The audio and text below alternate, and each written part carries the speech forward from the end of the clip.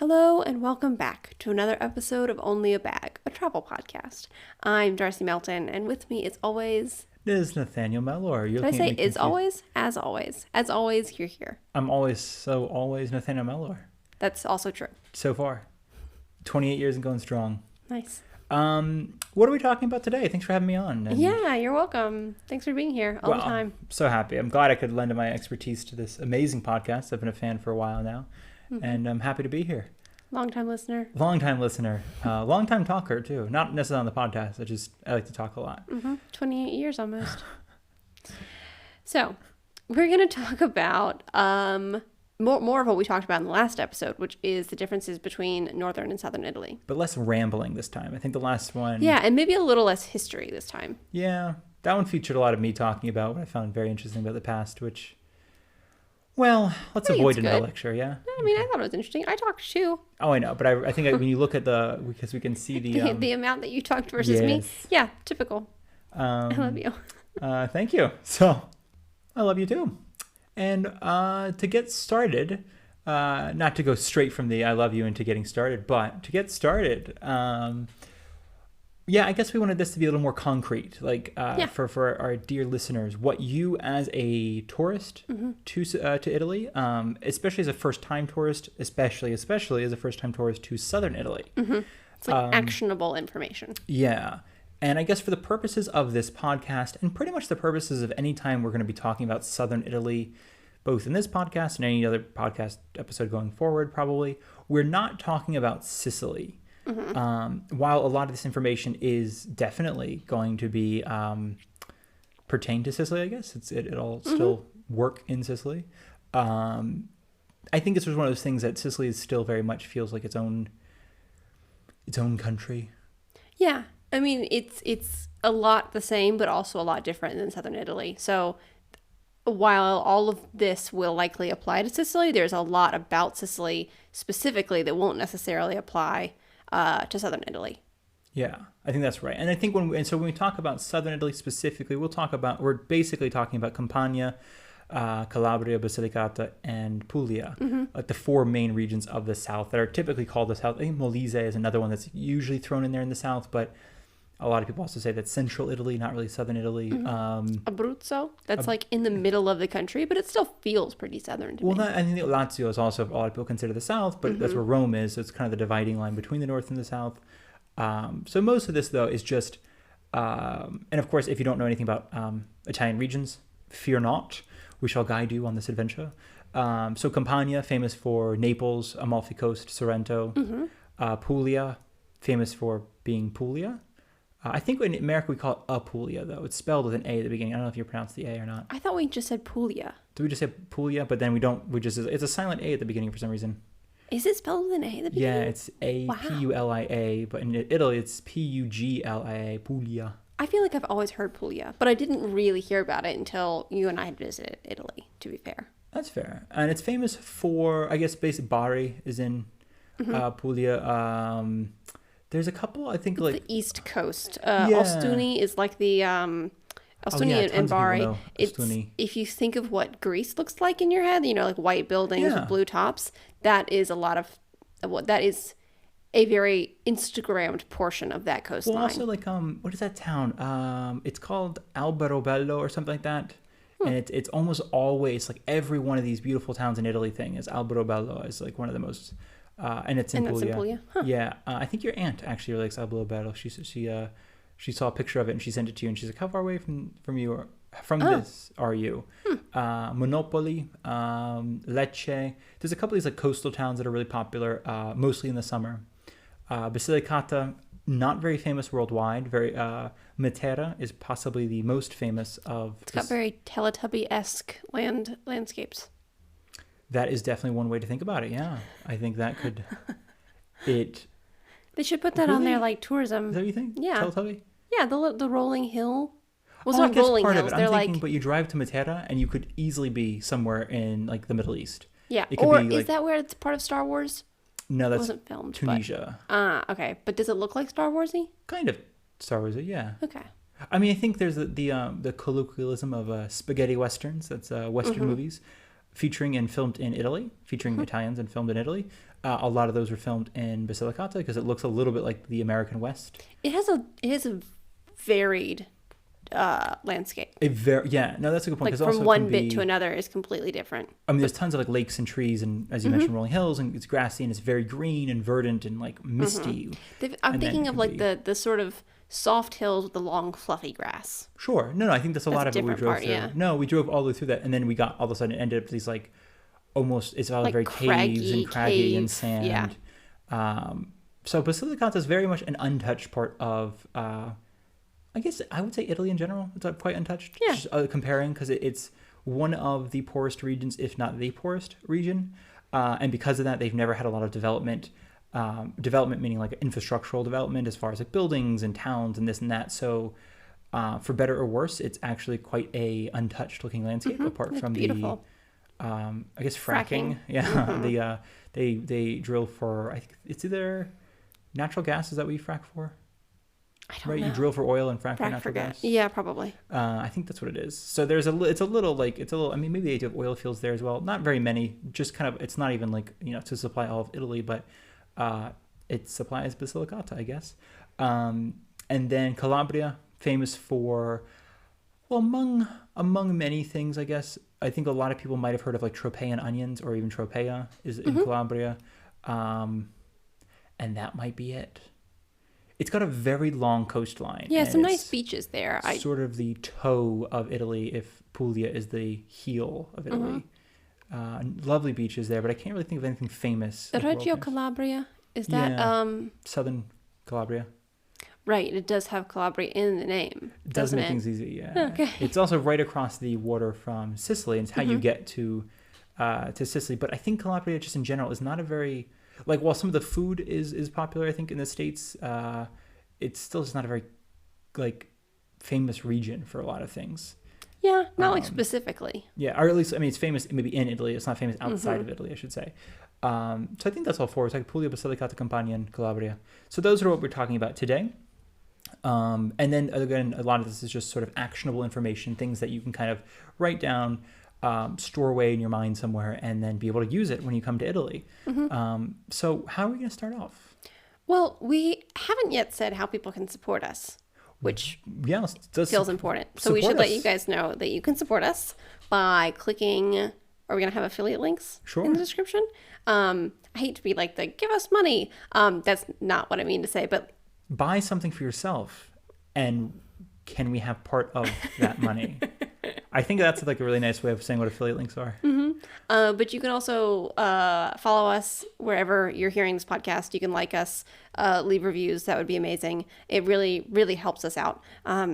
We're doing this because we love this and because we like to share information, but it really helps when we get feedback.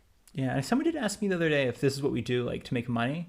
And I thought that was very, very sweet. And I was like, no, but I'm glad that it looks like that. This does not. Yet. No, it'd be amazing if it does. But no, we can put an affiliate link for Trusted House Sitters in the description. It's a house sitting website that we use very often. And now that sort of travel restrictions are lifting, it's going to be something we're going to be using even more and more often going forward. It's a great way to discover places pretty affordably. Yeah, rent-free, essentially. So if you'd like to go house sitting, if you'd like to try out living somewhere else, living abroad, definitely check out our house sitting, Trusted House Sitters link. It is in the description, and then follow us and like us. Also, listen to our house sitting episode from last season. Yes, we have 5 episodes on house sitting. If you want to know what it is, we also have some. I was gonna say episodes on it, but that's redundant. No, we have articles on it on onlyabag.com. So thank you for letting us shill for Only a Bag. Thanks. So where are we starting today? Okay, so let's talk about coffee first. Okay, I love coffee. We all love coffee. We all love coffee. If you don't like coffee, that's also fine. No judgment. There's also tea in this country. Yeah. Not much of it. Teh and tisana. Some of it. Okay, so this is not related to what we're going to be talking about, but I just thought of it the other day. Tisana is like herbal tea here. Yes. And apparently, in America, people use the word tisane. Yeah, so what is that about? I see that on people's there's these tea houses that are popping up. Yes, that's where I saw it. And the local natural foods market in the city where we're from in the States, I think they had a post or something about come try our locally put together tisanes. And is it a brand or is that just is that an actual word? No, it's just a word people use for herbal tea. Okay. Because here they use tisana for herbal tea. Tisana, it's spelled the same. I was like, that's so crazy. They have tisanas there? And I was like, oh no, I forgot people say tisane. Okay. So just a little fun fact. Now we're learning. I like that. There's already a good start to the podcast. I'm learning information I haven't learned before. Yeah, there you go. Before. Same word. We just say it like Americans. Yeah. Tisane. But I guess tea is just still not very popular to drink here. And not as much as coffee. Yeah. No. But coffee is very popular. Yes, and it's very different from between the North and the South. So if I'm being biased, the South has much better coffee. I think also, if I may, like, interrupt already. I'm just going to go right ahead and interrupt. But I think if I may, if you're having coffee, it's nice to have something that's punchy and robust and with a kick. And I think it's sort of wine is a very similar thing. There's a lot of difference between wine in the North and South, but the North is kind of known for Sangiovese and Chianti and things like that. But they're not a very punchy red wine. They're a very watery red wine. They're nice. They're genuinely really nice, but they're quite watery. And the South, it's just like, it's kind of, I don't know, it's like people call it that smelly feet kind of wine, but it really is just like really punchy, really, really earthy. It's a much more intense flavor. Heavy on the tannins. coffee and the wine is more intense in the South flavor-wise, but the cheese in the North is more intense. That's a good flavor-wise. Point. Yeah, there's some in the South, but no, I think by and large they're much more in that subtle cheese flavors. So coffee, robust. Right. So coffee. One of the biggest things that you will notice if you're here is that coffee in the South is very short, meaning the amount of liquid in your cup is going to be tiny. Yeah. It's like a couple of sips. And this is espresso, by the way, that we're talking about. Yeah, just want to throw that out there. It's not a big cup of American coffee. So that's a short coffee. And if I may, if for those of you who have been in Italy before and you grew accustomed to liking espresso and you went back to the States and you ordered like ristretto, which it means it's Italian for restricted, but it's usually when they pour a short espresso. I only say this because America, for whatever reason, especially where we're from, all these coffee shops, it's like their standard is a double shot, which is not that common in Italy. You have to ask for the double shot, the doppio, but usually it's a single shot.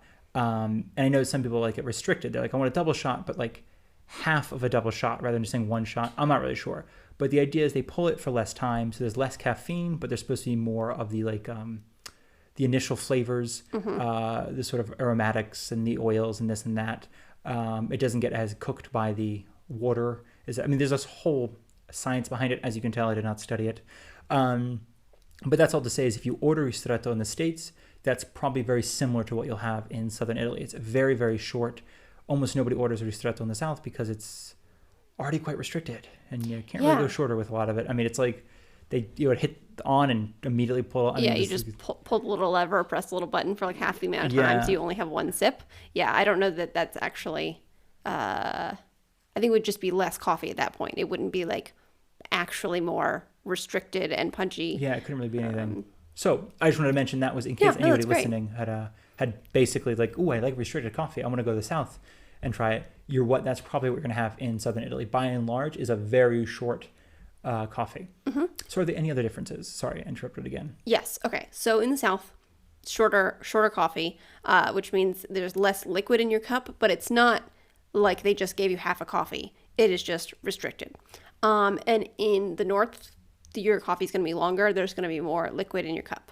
And I think if I may, I'm interrupting again, but I think if I may, though, the difference is potentially I've noticed in the North, and you're watching them do the thing, they let more water go through the... They do. And you can taste it, too. I mean, it's a different bean as well, often. But the coffee in the North, you can tell it's more watery. Yeah, it doesn't... Because almost in the North, I'm like... We're going way too on to this. I know we have everything else to talk about. But I'm just as a thing, as even the Charles Boyle mouthfeel. I don't know. Has anybody else seen Brooklyn Nine-Nine? Is it just me? But no, but it's like in the South, it's a very thick... It's like velvety. Yeah. It's like, what about the crema on top? Is that a Southern thing or that happens on all espresso? I think it's supposed to be all espresso. Yeah, okay. Yeah. That's supposed just to be like well-pulled espresso. Which actually, if I may, now that you brought that up, that's really beautiful. Now that we're talking about this, but for anybody who is interested, who has like is going to rent an Airbnb, and they're like, oh, I want to get some coffee. I want to try some different coffees. I'm going to buy some from the store. You're going to see cafe crema a lot in the grocery stores and a lot of these different coffee packaging. If I'm not mistaken, it's just the old word for like espresso, because a lot of this espresso put a crema on top of the espresso, which is that little bubbly velvet. Mm-hmm. It's like a frothier part of the coffee. It's not cream. It's very much creamy coffee, meaning it's like a frothy thing that happens. It just basically was popular. This coffee sort of I guess was popularized by the crema sort of thing. So basically, people just started advertising their coffee as like, you know, it'll make a creamy coffee, and then that still continued, despite the fact that when you make it with a mocha at home, it does not do that. Right, because that's not possible in the kind of machine you you're need using. Much more pressure. Sorry. So. All right. So coffee in the South, shorter. Coffee in the North, longer. The bean is different. They usually use. So Italy doesn't grow coffee beans. Right. Yes. I mean, somewhere might, but I think Sicily has to grow like probably. Has a farm but I guess somewhere. I mean like usually when you're eating in Italy, they're like, the cheese is from my friend Stefano down the street. Yeah. The coffee beans are usually not from this country. I know. Yeah, I can't think of anywhere in the South would grow, or anywhere in Italy would grow coffee. No. So in the South, it's Arabica. Did they usually? North in North. Okay, so in the North they use Arabica, which I feel like is like super popular in the States. And then they use Robusta, I think. Robusta, in the South. And what is the difference? I can't remember. My understanding, and anyone who is listening who knows a lot about coffee, please do not cringe inwardly or outwardly as I attempt to explain this. But my understanding is Arabica basically needs a higher elevation in colder temperatures. It's a lot less pest resistant.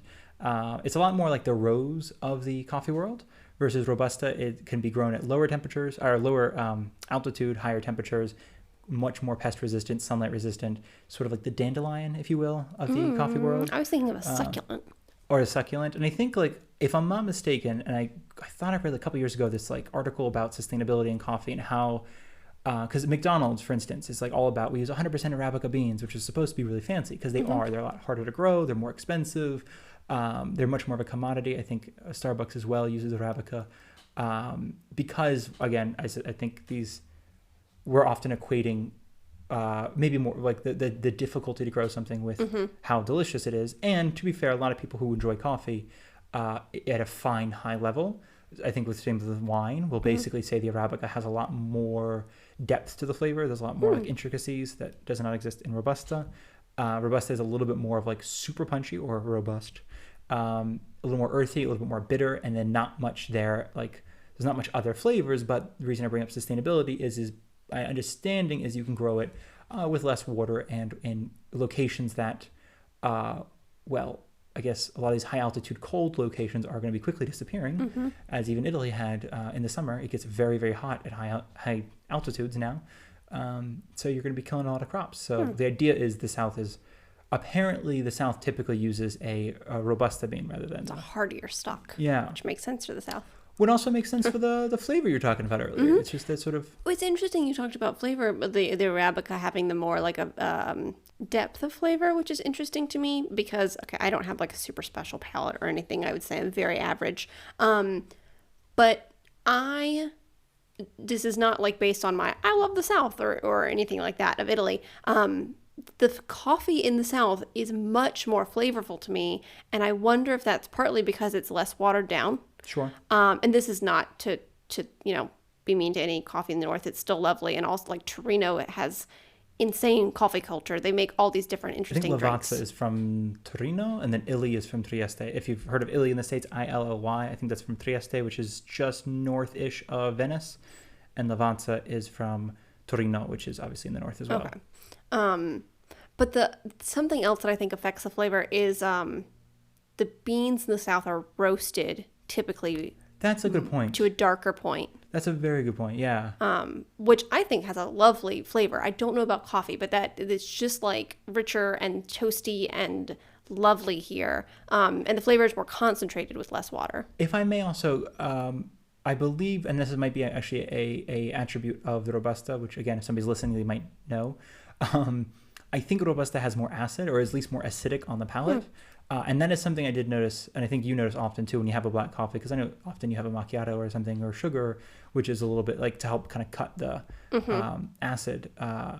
But it's a very acidic coffee in the sense of like that first sip is like, woo, it's got a kick to it. And then by that third sip, you're like, this is amazing. And then, of course, that's the end of the espresso. But the North is a little less, I would say, acidic by and large. And again, that watery thing is not bad, because if you're somebody who does not like a bitter flavor, if you don't like acid, if you don't really like, I guess bitter is a good example, then the North espresso is sort of probably better for you in the sense that it is a little bit more nuanced. It has a little bit more like, oh, this is floral, it's earthy, it's it has a different flavor. In the South, it's very, as you just mentioned, like it's just going to be, it's a burned bean smacking you in the face. And that's, I mean, even on the packaging though, we went to the grocery store to buy new coffee, and it's either super duper toasty roasty and then almost super duper toasty roasty, but then there's no like kind of, we roasted it for 20 minutes. Yeah. It's like, it's a 9 on the scale of 1 to 13, or it's an 11, and then that's all they sell. And you're like, okay, well, that's fine. So that's something to keep in mind is, and even though I don't understand, even though like they say the big coffee roasters tells you that the longer you roast the bean, the less caffeine is in it, because you get decaffeinated coffee by just burning the beans. Doesn't really seem to affect the quality of caffeine, because I am ridiculously hyper for you. Anytime I have a coffee. I haven't noticed a difference, but I'm not that physically susceptible, it seems like, to caffeine. I don't really notice that much of a difference. You're one of those people who like, coffee before bed? Oh, don't mind if I do. I mean, it'll keep me up, but I won't be buzzing. I'll just be like grumpy that I can't sleep. That's fair. So one other thing about coffee, which is not a difference, correct me if I'm wrong, is that the price of coffee is federally protected.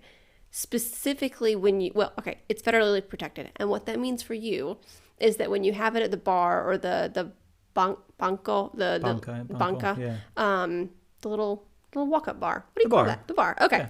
Yeah. The counter, if you will. There we go. The counter is what I was thinking of. When you have it at the counter, it's going to be about €1, maybe a little more, like €1.50. But to sit, people can charge you whatever they want to. And usually it's minimal. I mean, like, we live in a tiny town now. They don't charge you to sit. They're just like, whatever, you can do whatever you want here. They barely charge you for the coffee. 77 does charge you to... Oh, do they? Yeah. Oh, dang.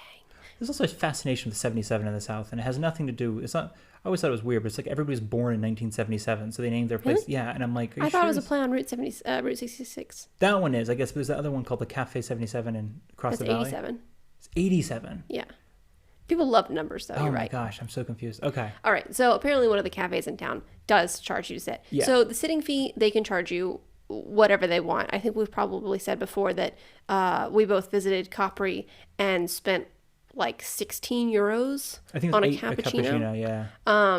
But at the bar, it was just €1. But they could charge. I mean, they insisted that we sit down, and they totally saw us coming from a mile away. It was also a little, if I may, because it was a little bit of a bummer. It was in the middle of winter. We went because it was cheap. Obviously, if you're going to go to Capri, come on, you got to go in the winter.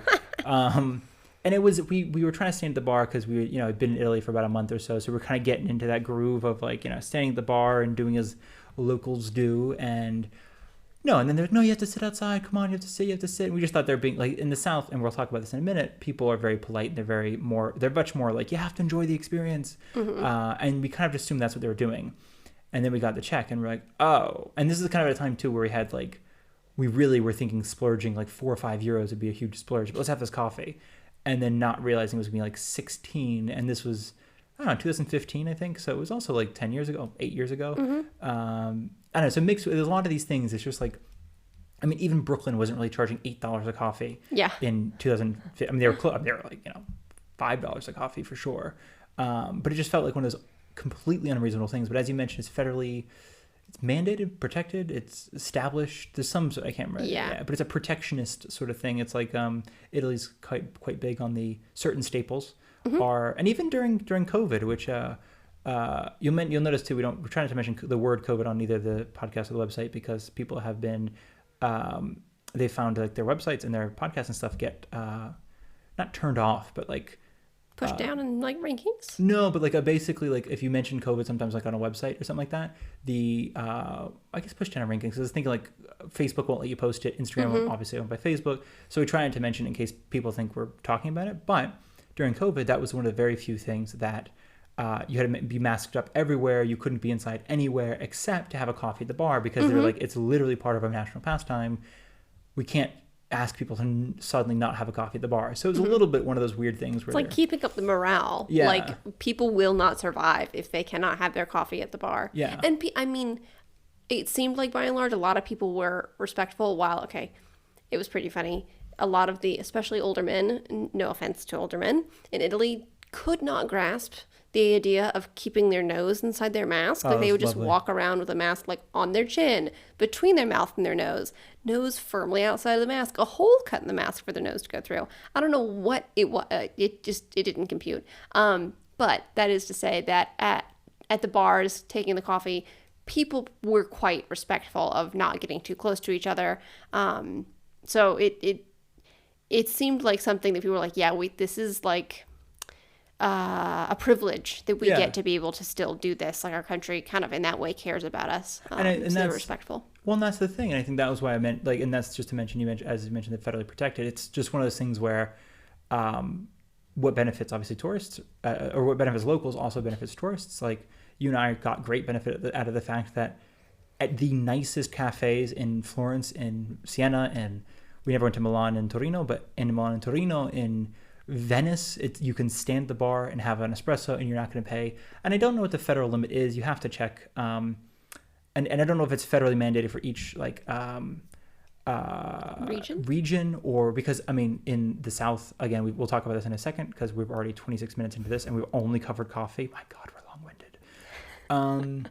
No, but in the South, it's like in Naples, one thing we've noticed is that oftentimes, even when you sit, it's not going to be that much more expensive than standing at the bar.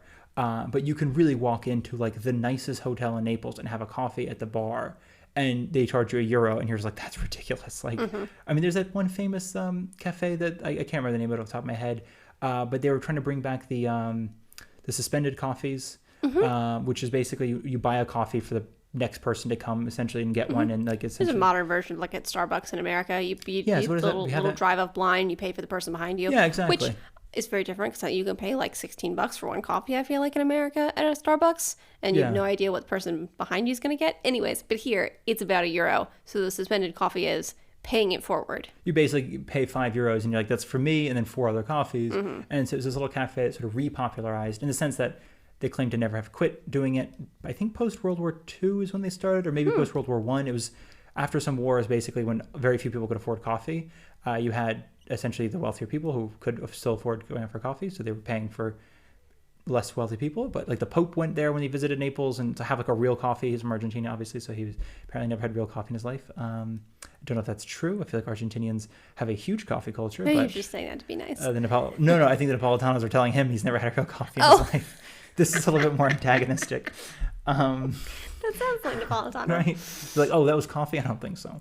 And all that's to say, it's something that like the most world-renowned cafes will still have to charge you at most a very low price. If you sit down, I mean, as you mentioned, it could be a $40 sitting fee, and that is what it is. And it's because you're having coffee at the Ritz-Carlton or whatever's a nice restaurant. I have no idea. The Four Seasons.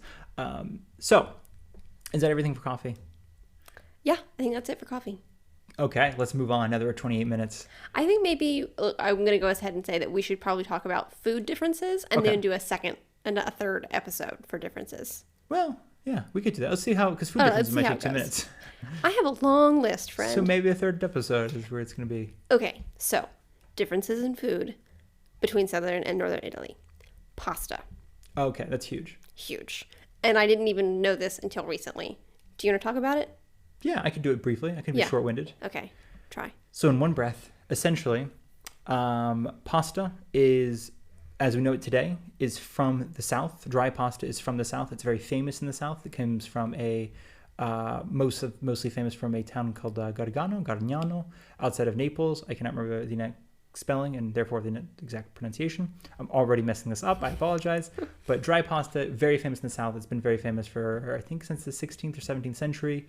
In the North, however, they, for a variety of reasons, they have dry pasta, but fresh pasta seemed to be more popular.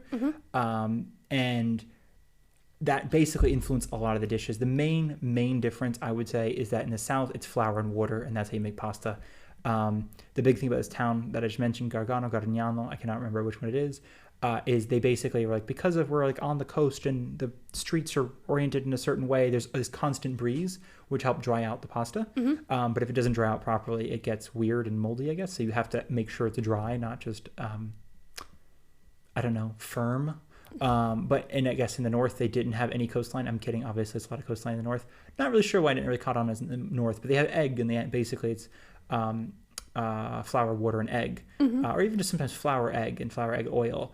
But in the South, with the poor kitchen, for whatever reason, the flour and water seem to be the real trick, because even in the States, while I think fresh pasta, growing up, I think fresh pasta is always considered like fancy, and then like dried pasta is like everybody has. Kroger has dried pasta, or I don't know other brands of supermarket chains, but Publix, I don't know, has dried pasta. Everybody has dried pasta, but like no one makes fresh pasta.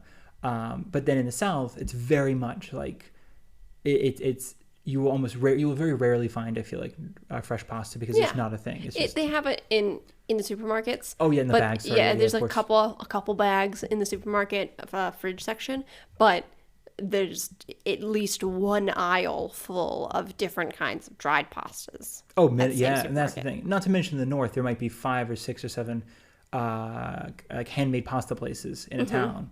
And in the South, you might have one for like 8 towns, because it's just, I mean, even in this valley, there was one for the longest time, and now there's a second one. It's just because, and they really just make ravioli by and large, because that's like the only fresh pasta they'll make, because they're like, no one wants to make that at home. That's a pain. So we'll ask some professionals to make that. So that, I think, would be the biggest food difference, is a lot of pasta dishes from the South are based on recipes using dried pasta, and dried pasta itself comes from the South, and then that comes from, I think, Sicily, and then before that it's I think Turkish raiders, actually. Turkish when the Turkish people were, I don't know, there's some sort of, the South was constantly invaded by everybody, basically, and everybody brought a different food that was supposed to, like, help their soldiers sort of subsist in case Southern Italy was not known for its food. And so everybody brought like a different thing to Southern Italy, and then that's, I think, how we have pasta as well. That's fascinating. Yeah. So speaking of pasta, there's rice. It is also big in dishes, both in the North and the South. But in the South, you'll usually have rice in a supli or an arancini. Sorry, I should say suplo or arancino, because that's singular. But it's a little, just delicious, like, piece of cheese, usually mozzarella, covered in a little ball of rice and tomato sauce, and then breadcrumbs, right? And then fried. Yeah. It's amazing. It's arancini are from Sicily? Sicily. And supli are Rome. Okay. They're slightly different shapes and slightly different flavors and recipes, but they're quite similar and delicious. Risotto is big in the North, much bigger in the North than it is in the South. But it's interesting to me also because butter and cream are like only used in the North. There are so few recipes in the South where you will find butter and cream. And if you try to make a similar pasta recipe, one has butter or cream, is made in the North, one doesn't. If you try to make that in the South with some sort of dairy, the Southern Italians will be like, that's disgusting. I'm not going to eat that. Well, actually, no, that's a good point, though, because for anyone who's listening, if you're like American, you grew up with maybe American, Italian-American food, if you've had lasagna, a good way of knowing if you're having North or South, the North would make a bechamel sauce, and the South would use a marinara sauce and then ricotta cheese instead of a bechamel, because you're not going to use bechamel, but ricotta is very famous in the South. A little bit of mozzarella in the South in lasagna? I don't think so. Is there? No, maybe on top. There was like a little bit on top. A little bit maybe fresh on mozzarella top, but definitely not in. No, not inside. No. Okay. I was like, I don't know. I don't want to get kicked out of this country by saying there's mozzarella in my But lasagna. So pasta al forno, lasagna is a good point. So pasta al forno is pasta baked in the oven. Which we have very famously in the States, known as baked ziti. Mm-hmm, exactly. And then even also very famous in the States is macaroni and cheese is a variation of pasta al forno. Mm-hmm. Lasagna. I guess that is technically, isn't it? It's like flat sheets instead of... So lasagna is from, so in Sicily, they had pasta al forno.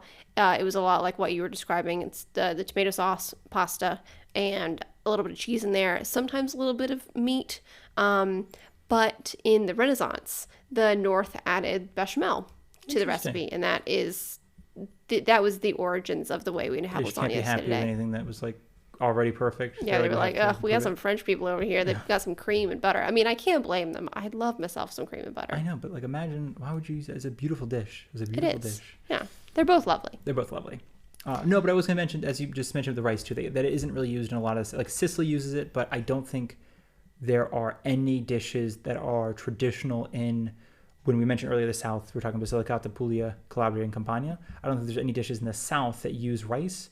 But I also want to say that Sicily grows rice, the North grows rice, but I don't know if the South very much doesn't and never did. Yeah, it's like bean dishes, huge in the South. I mean, massive. Pasta what do you call it in America? It's pasta fazool. Pasta fazool. Or pasta fagioli or pasta fagioli in Italian is pasta and beans. That's massive in the South. But again, not rice. Like they're almost, I can't think of a single rice dish that's like popular in the South. Not, again, specifically not in Sicily. And people here will make risotto. Oh yeah, for sure. But it's not huge, and I don't think its origins are here. No, but people still, I mean, people like it. No one's gonna be like, ugh, the risotto. Yeah, definitely. Polenta, maybe not. Polenta's like a different thing. That's very northern for anybody listening. It's like, it's also though, again, one of those interesting things where, and I wish I knew more about it, but just because we're talking about food very quickly, a lot of what people consider Italian food is very, very recent to the history of the Italian peninsula. I'd say like tomato sauce, like marinara sauce, which I guess we'll talk about in a second, comes from Naples, apparently originally, which explains why it's so popular in the States. A ton of Italian immigrants in the States, as we talked about in the last episode, are from Campania, the region where Naples is located, and therefore ate a lot of Napolitano food, which would have been marinara sauce. But, it's tomatoes. There were no tomatoes before we started sending off colonists, basically. There's nothing like that. There's no corn. There's no potatoes. Eggplants, there's like no nightshades, there's none of that. So this entire, like all these, I feel like all these dishes, and even as we just mentioned pasta, there's some roots that say it's like 8th century or something like that, but by and large, we're talking 15th, 16th century. So I think like 1300s, 1400s, like the Italian peninsula cuisine is very different than what it is 300 years later with some stuff that, I'm saying 300 years later would have been like 1800s, and you're talking about how there's like bechamel sauce and lasagna, and these are these ancient recipes, and it's like... They're really not that old. Yeah, there's a 300-year-old recipe that's nothing. And even now, at a 500-year-old recipe, it's like it pretty much only uses stuff it would, like Italy would not have had a couple hundred years ago, which is one of those reasons there are so many...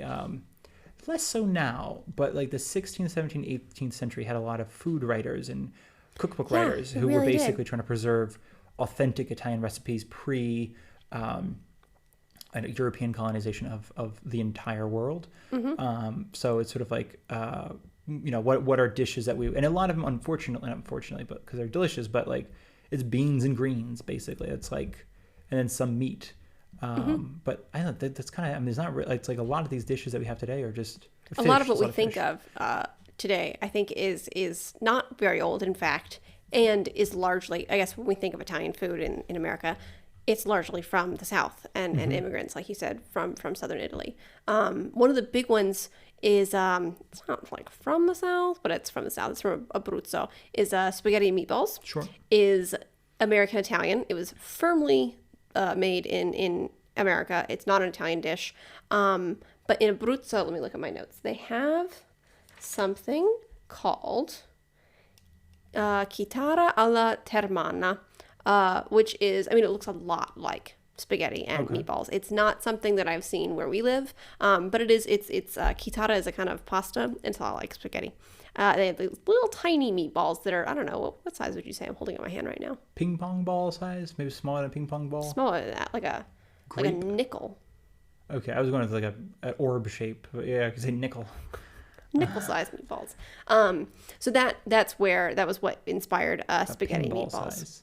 Yes. For anybody who knows what a pinball size is. Mm-hmm. That's interesting though. I didn't know that. Yeah. Because there's a lot of, we even learned that pasta alla carbonara, which like if you've been to Rome, every single restaurant in Rome talks about the pasta alla carbonara. You would think that it's a 1,000-year-old dish. Can you explain what it is quickly? Oh, it's pasta with typically just egg yolks, not the egg whites. And then in America, we use bacon. We fry up some bacon, and then we basically you put the pasta in, and then you sort of turn the heat off, and you're supposed to slowly mix in the egg yolks so it turns creamy. So like earlier you were saying that the pasta is made with egg, but what you're saying now is that it's pasta.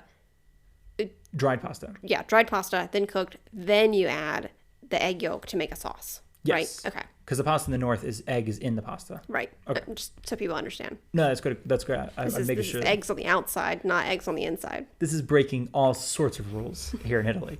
You got to break some eggs to make some carbonara, Nathaniel. Oh, I saw that coming from a mile away, and I just couldn't do anything about it. I'm glad we get the one Darcy joke episode. I know you got to. It's clear though. We need like 3 or 4. I think if we can kind of make this a thing. You'd think that she plans these out. These are just off the cuff, first take. It's so good. But no, it seems like a very old dish just because, Rome is kind of big on some of their ancient dishes, and cacio e pepe and things like that are like, these are the oldest dishes we have. But prior to 1944, you were doing like a Sopranos voice, like not a very good one. I was just not an amazing accent, I'll be honest. No, but prior to 1944, which if any history buffs are out there, that's World War II. I don't know where in World War II that is, but it's somewhere there. It's supposed to be the liberation of Rome. You had American army chefs and Italian chefs apparently collaborating with a mix of freeze-dried eggs, pancetta, and dried pasta, making this dish. And apparently both sides, the Italians or the Romans and the Americans, were like, this is amazing. And so the Romans were immediately like, this is ours, thank you so much. And the Italians were like, we're going to put bacon in it and call it a day. And to be fair, I got to be honest, as much as I'm always like, oh, the Italian version tastes so much better, the bacon version tastes so much better. The pancetta is nice, but it's quite a gamey flavor. Mm-hmm. And it's not as, I don't know. It's very fatty. It doesn't have the same kind of really nice flavor that bacon has. It doesn't taste like bacon. It's part of the issue. And it's good. But also, like, sometimes when you get the bacon, it's these little crispy bites in it. But the pancetta rarely cooks up crispy. Always gets a little, like... Squishy, a little rubbery. Mm-hmm. So it's a bit of a different flavor. But for anybody who's, like, familiar with pasta alla carbonara, it's basically, while there's a lot of historians that sort of argue, like, no, it actually comes from an older Roman dish, most of it seems to be 1944. There's not much evidence. Yeah, there's evidence really. Yeah. And speaking of one of these famous food writers whose name now, Ada Boni, I think is her name. Something like that. Yeah. Totally. Like, I'm just immediately spaced her name, but I think it's that. She's a prolific food writer, an editor of food magazines in Italy in the I guess it's like the 20s, 30s, maybe even later than that. But she wrote a book on Roman cuisine, the Roman kitchen, and notably it does not have the recipe for carbonara, which they think, I mean, she had every recipe in there, so it's sort of like, and that was just before, so that was 14 years before, right? Yeah, the first mention of it, which is a recipe that somebody else like sort of wrote down somewhere, that were like, nice recipe, dude. So it's just one of those things where if this food writer if she didn't basically catalog this recipe, then they think that maybe it didn't exist. So that's enough in carbonara. I think that's a lot. That's fascinating. Okay, so just thinking about how it's not very old. So 1944 was the pasta alla carbonara. And I don't know if I said, but the spaghetti was invented, or at least written down. Spaghetti with meatballs was written down in the U.S. in 1888. Again, it's American, not Italian. But then pizza. When was that? Good question. Queen Margherita. Mm-hmm. You're looking at me like I know. 16th century? That's a guess. Oh, God, no. No? No. 1800s, I thought, no? Oh, well, there you go. Everything we're eating is from the 19th century. Yeah, it's got to be, because it was I'm looking around for a phone so I could quickly research this. I'm fairly certain it would, because we went to that restaurant in Naples, and it was supposed to be like the birthplace of pizza, and it was like 1870 something. Oh, yeah. Maybe 60 something. It's so new. Because I thought, and we just talked about the whole history episode, I thought it was a queen of Italy, not a queen of Yes. Naples. Oh, yes. Is basically, because also you use the Italian colors, not Napolitano, Italian colors being the totally red, the white, and the green. So I think it was after unification. And that's all just, of course, pizza is from Italy. It's also specifically from Naples. It's from Naples. And that's what I want to talk about now, is that so much of, I think I said this before, you may have said this before, so much of the Italian food that we think of as Americans is from the South. Pizza from the South. Or pizza is from Naples. Marinara sauce, like you said, from Naples. Dried pasta. From outside of Naples, but yeah, arguably Naples. Southern Italy. And aglio olio is just pasta with olive oil and garlic. From Naples. There you go. A lot of eggplant parmesan. Is that from Naples? Yeah. Wow. It's like basically eggplant in the style of the people of Parma. So you use the cheese of Parma and then vegetables sliced in the way the people of Parma would slice them, which I guess is just sliced. But again, actually speaking of new recipes, that's very, I want to say it's like the cook of the Viceroy of Naples or something. I don't know. It's one of those 1850 sort of like some chef somewhere is just like throwing some stuff in an oven and was like, this is delicious. They did a lot of that. That's where the pizza came from. They were like, we need the colors for the queen. We got to throw this together. Because that one I thought, and I could be so wrong, it was some sort of like flatbreads were already kind of popular. And this one was just sort of, again, well, we have the red, we have the white, like the green for the basil, let's do it. And then it kind of became, I mean, now it's probably doesn't recognize at all what it used to, because now it's a very, it's like a chewy, it's really thin, it's beautiful, it's fluffy, it's just like, it's a gorgeous dish. And I imagine at the beginning it was less gorgeous. Maybe, you don't know. Could be exactly the same recipe. Could be exactly the same recipe, hasn't been changed in hundreds of years. But no, I think also like limoncello was from, limoncello is from either Sorrento or Amalfi, but that area essentially. Caprese pasta. No, what is it called? Caprese salad. Is that what we call it? I think called caprese salad, which is mozzarella, tomatoes, and basil. Mozzarella is from. Oh, sorry. I was going to say putting balsamic vinegar on it. That is not caprese salad. That is not Italian, you guys. They would be very sad if you put balsamic, because everyone that does that, every like restaurant is like a little balsamic vinegar drizzle. And it's like those are two different places in Italy. Well, it tastes so. Okay, I'm going to sound elitist. It tastes so different in the U.S. because mozzarella, it's like it has to be eaten. Fresh mozzarella is supposed to be eaten within like a couple days of when it's. It's usually the day though. Yeah, I mean, it's like it's made in the morning, it's eaten in the evening, and it tastes so different when you eat it that way than when you eat it after it's been flown to the U.S. If it was made in Italy, where there are guidelines on how it's supposed to be made. But also water buffalo. Yeah, because water buffalo. Well, original mozzarella is from water buffalo, not from cows. It's from water buffalo? Yeah. So are water buffalo different than regular buffalo? I think so. Yeah, I thought they were just from buffalo. Mozzarella di bufala. They're water buffalo? They're technically water buffalo, yeah. Wow. Which I think, and I gotta be honest, I don't think those are indigenous to Italy, and I don't know how long they've been in Italy. They can't be. Yeah, right? We've seen them. I've never even seen a buffalo walking around and be like, wow, that's just George. You see a cow in the mountain here, and they're like, yeah, cows, makes sense, but... Which those are not indigenous to Italy. No. But they seem a little more at ease with their environment. I can't... The buffalo do not. They're so out of place here. No, but so original mozzarella is made in the South. It's made, there's a lot of history around it, but ideally, most people seem to agree it's made in and around Naples from water buffalo milk. And then and typically it's one of those, speaking of the history of women, a lot of these women immigrants went to New York, basically, and found out that water buffalo do not exist in New York. And they're like, what do you guys have instead of water buffalo? And they're like, we got cows. And like, give me some cow milk.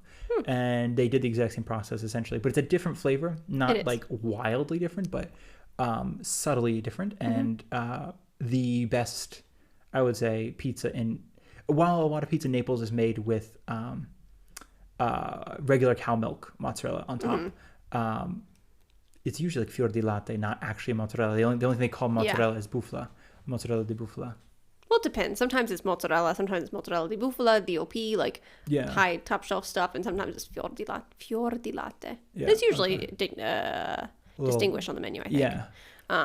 But just to say, like, I don't think either of us mean to be like, if you put balsamic on your caprese salad, you're, crazy. But my point was that the cheese, the mozzarella cheese that you get in America, if it's Italian, has been flown there, and it's just inevitably not going to taste as good. It's not as fresh. So I understand the drizzle to give it like a little flavor, you know. Yeah.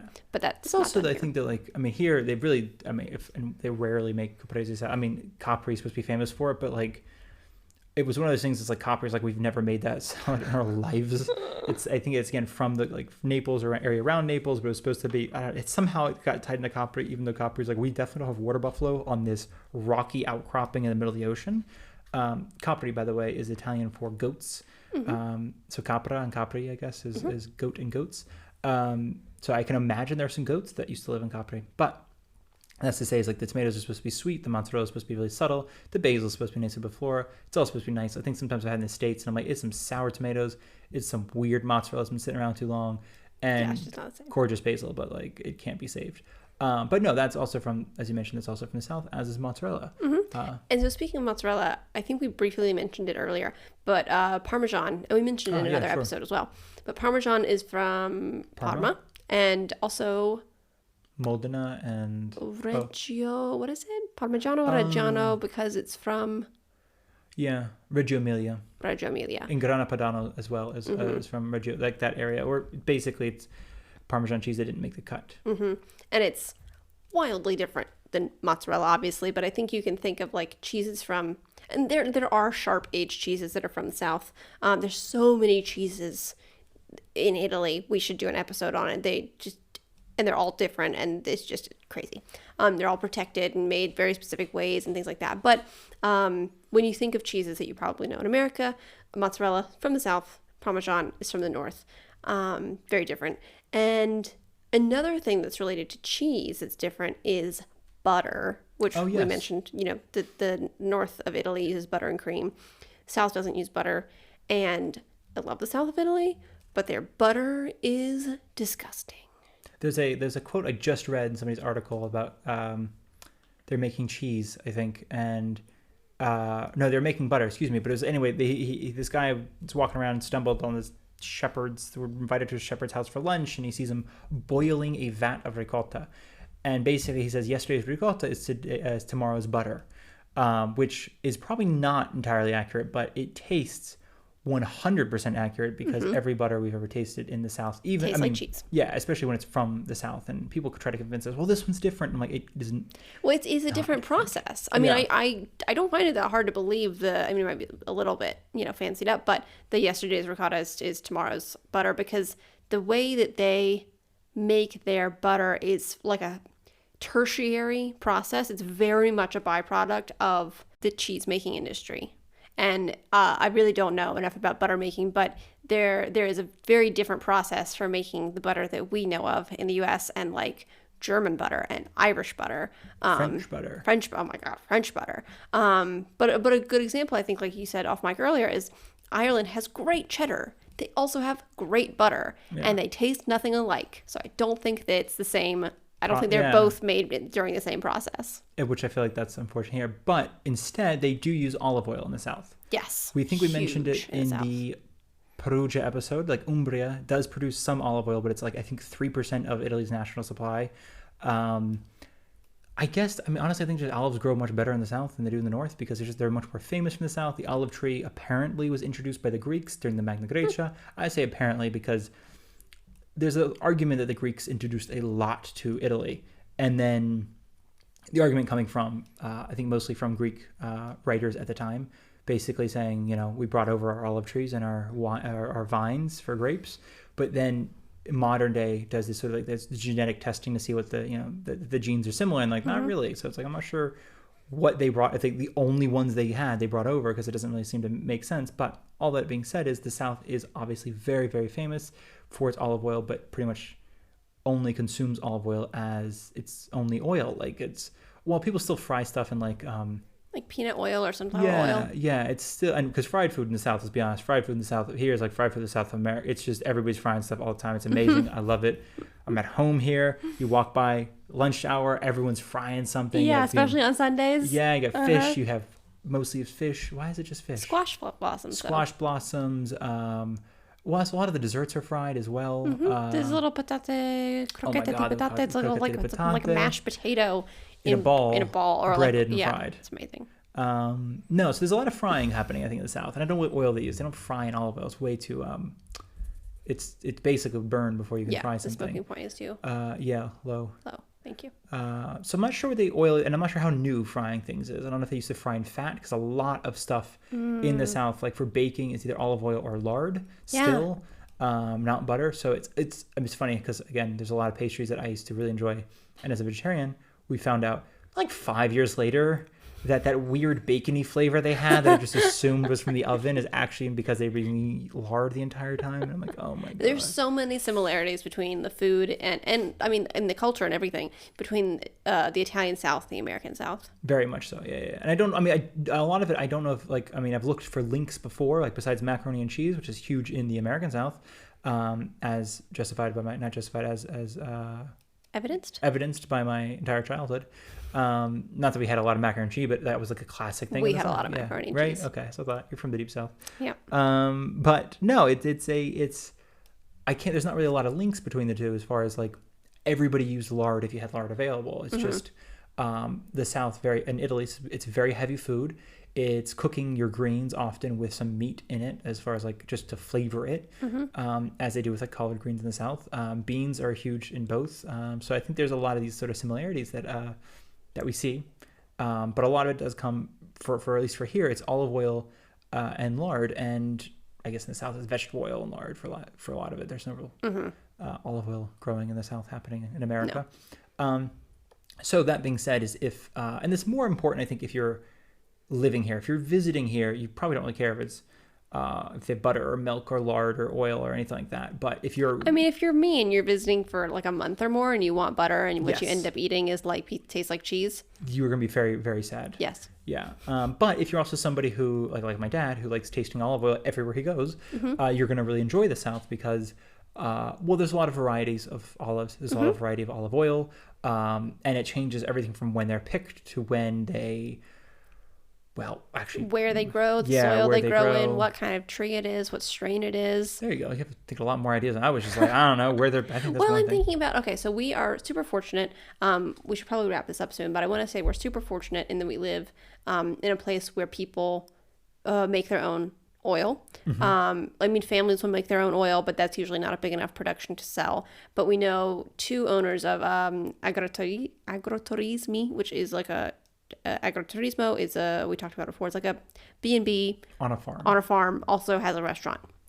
So one nearby, he has trees that are closer to the coast, and another one in a town just to the north of us. He has trees on his property here in Caggiano is where he is. And the oils taste so different. And I was saying we're lucky enough because we can buy like 5 liter cans that we buy from each of them.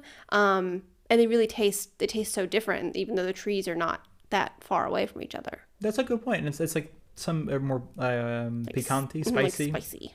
Some are a lot more smooth. Some are more like very, like everyone tells you, if for those of you listening, that's a big thing. Like there's a couple of years ago, there's like an olive oil website that's still around called Is It Real Olive Oil? Something like that. I don't remember. But it just was like briefly hit this moment of fame because everyone found out that like Whole Foods' olive oil is not olive oil. It's flavored.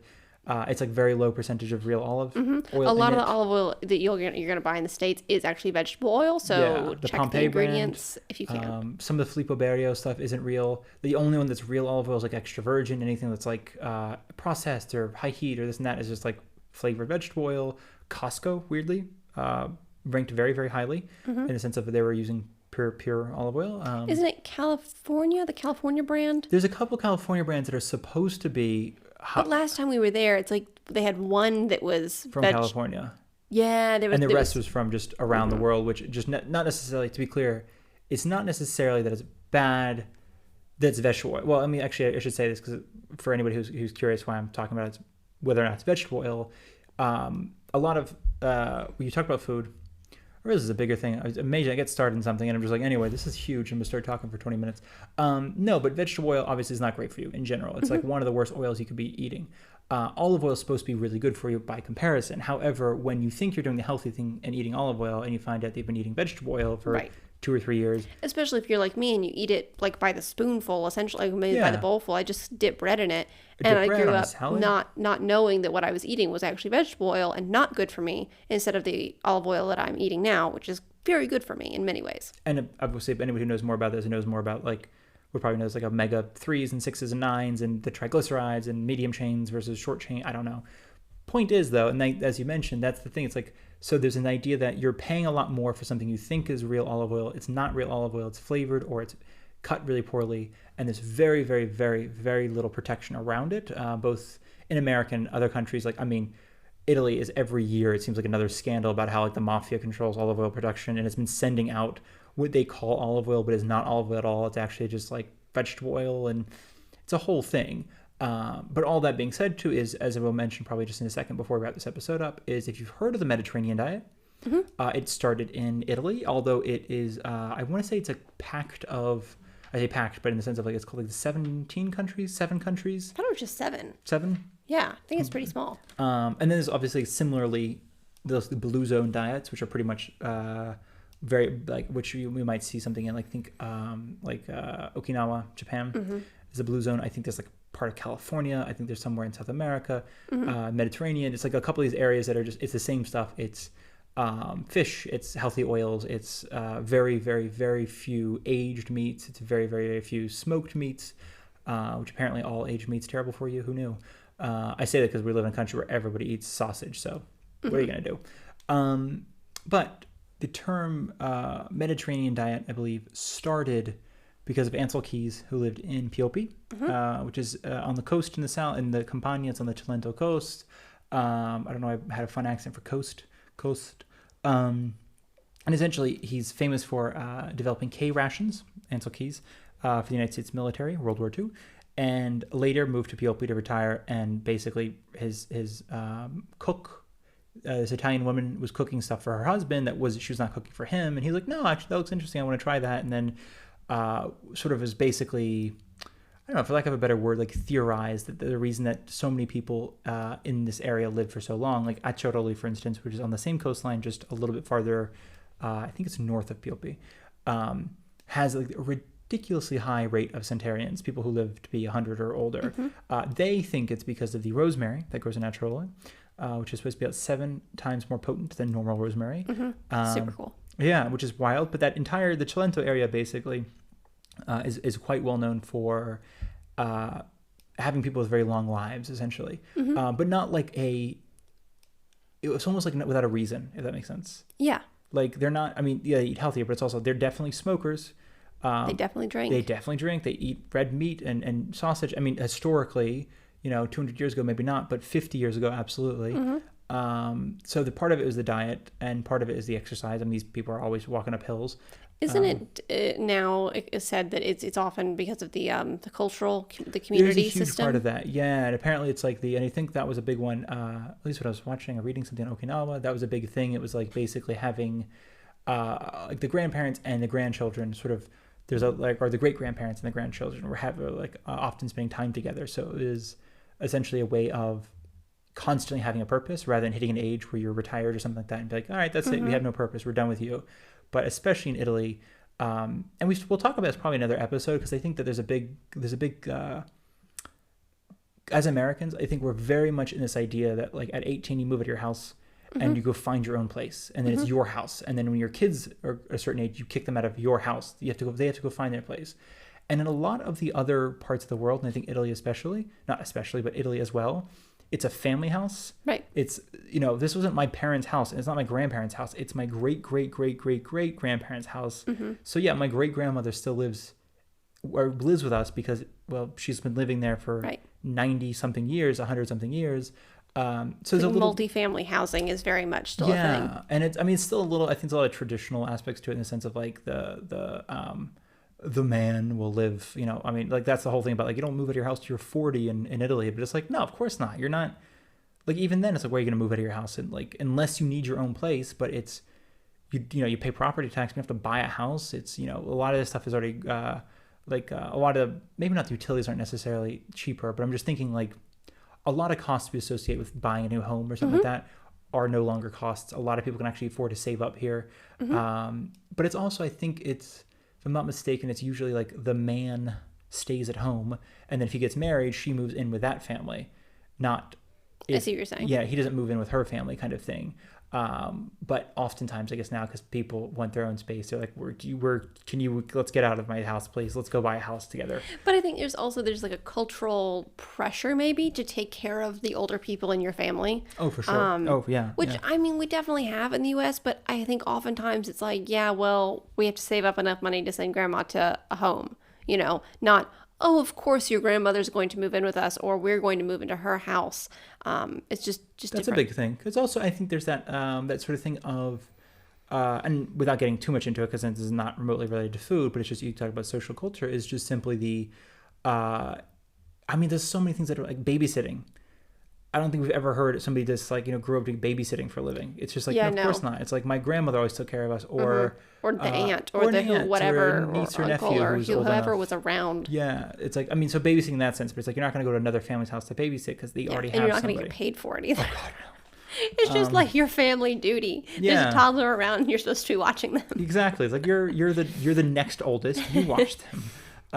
No, but I think that's a lot of things. Like, so whoever's not working is at home, like, taking care of people. So just this idea that, like, I know that even I talk to friends sometimes, there's a joke that like, Italians never move to the house. They move to the house when they're 40 or 50. It's like, it's a very true, because though it's not your parents' house you have to move out of. It's your home, your ancestral home. Yeah. And even if it's like, and I think it's one of those things, like, it's changing now, especially in cities and stuff like that, of course. But so many people who live in cities, like even here where we live, there's homes here that have been here since the 1600s that have stayed in the same family since the 1600s, that they're like, oh, I still have a house in so-and-so, and we visit it once a year in the summer for 2 weeks or whatever it is. But nobody's going to, kick you out. It's not like, it's almost like your parents can't kick you out of a home that was, sort of bestowed to them, but they didn't buy it. They didn't do anything to it. They just and I guess technically they could, but doesn't really happen. I think it's all about sort of like that inter-family, and just as far as the food, it's definitely the food, it's definitely exercise, it's this and that. I think the smoking helps a lot, seems to help these people. But no, it's also the fact that I think there's constantly, you will never have, like, not have a place to live. So many people at least seem to have, and that's obviously changing too, but like historically it seems there's like, unless, a family safety net. Yeah, there's always there's a lot of, like, socially there's a safety net, as well as physically being a house, as well as even like, I'm thinking like 60, 70 years ago, it's like you can always make money being a day laborer, or like going to work a field somewhere, chop some wood illegally in a forest and sell it to people for firewood. So I think is that everything on the food. Mediterranean diet started in PLP, or not started in PLP, but popularized because some guy lived in PLP. Olive oil, butter. Yep. Talked about coffee. Talked about coffee. I think next episode we're gonna start talking about people. I think that's a good segue. Good, yeah. And we'll probably do like a back-to-back. I'll probably just publish them at the same time, so that way anybody who wants to break them up, great. And if you don't want to break them up because you're like, this has been fascinating and I want to keep listening, then you can keep doing that, because I'm gonna publish them back-to-back. So that being said, thank you for listening to this episode. Yeah, thanks for listening to us ramble. Yeah, we really enjoy rambling, and it's nice to do it to somebody else instead of just amongst ourselves. Yeah, we're like, wow, we've gone around the circle a couple of times. We should probably stop talking.